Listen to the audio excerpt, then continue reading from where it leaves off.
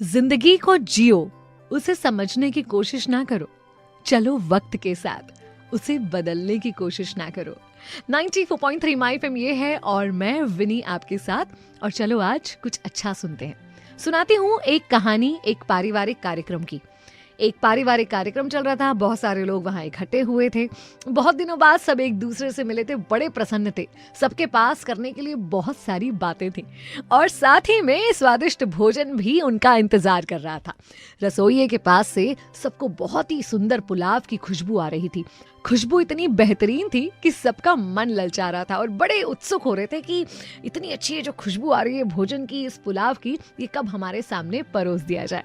थोड़ी सी देर लग रही थी खाने में, खुशबू लगातार आ रही थी, तो भूख और उत्सुकता दोनों बढ़ती जा रही थी। अंततः वो समय आया जब सबकी थाली में वही खुशबूदार बासमती चावल से बना हुआ पुलाव परोसा गया।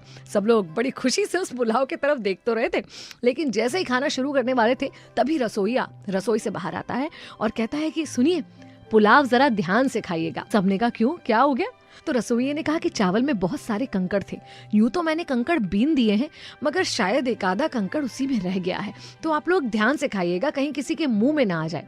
अब बस सब लोग खाना खाने की सारी खुशी को एक तरफ रखकर सिर्फ कंकड़ पर ध्यान लगाकर धीरे धीरे खाना खाने लगे। और सबके सब जैसे टेंशन में खाना खा रहे हो। वो जो हंसी खुशी का माहौल था, बातचीत का माहौल था, वो सब खत्म।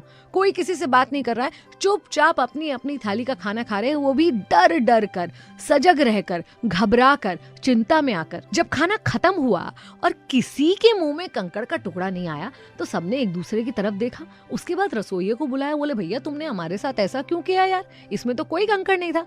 तो रसोइये ने कहा कि देखिए, मैंने कहा था ना कि मैंने अच्छी तरह से बीने हैं चावल, लेकिन बस मुझे डर था कि कहीं एक आधी कंकड़ रह न गया हो।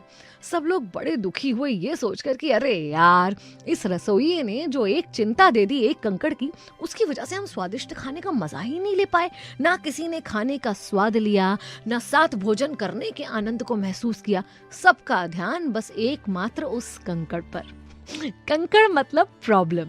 हम सब यही करते हैं, किसी एक प्रॉब्लम का कहीं जिक्र हो जाए तो बस सारा ध्यान उस पर ही एकत्रित कर देते हैं। अभी के हमारे इस वायरस की बात को ही ले लीजिए, ना हम किसी से मित्रता रख पा रहे हैं, ना व्यवहार। आसपास मिलने जुलने वाले हर व्यक्ति पर बस शक और शंका कर रहे हैं कि कहीं ये मुझे आके किसी भी प्रकार का इन्फेक्शन ना दे जाए। जो रोग हमारे रोज की जरूरतों को पूरा करते थे, दूध वाले, सब्जी वाले, अब हम उन पर भी शक करने लगे हैं। देखिए, इस वायरस से बचकर रहना बहुत अच्छी बात है, लेकिन इस वायरस की वजह से जिंदगी के हर लम्हे का मजा खो देना कहां तक उचित है।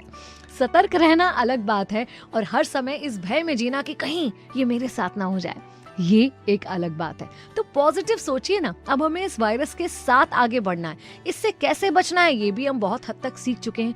तो क्यों डर कर और चिंता में पूरे समय अपने मन को डुबोए रखें और जीवन के किसी भी क्षण का आनंद ना ले सके।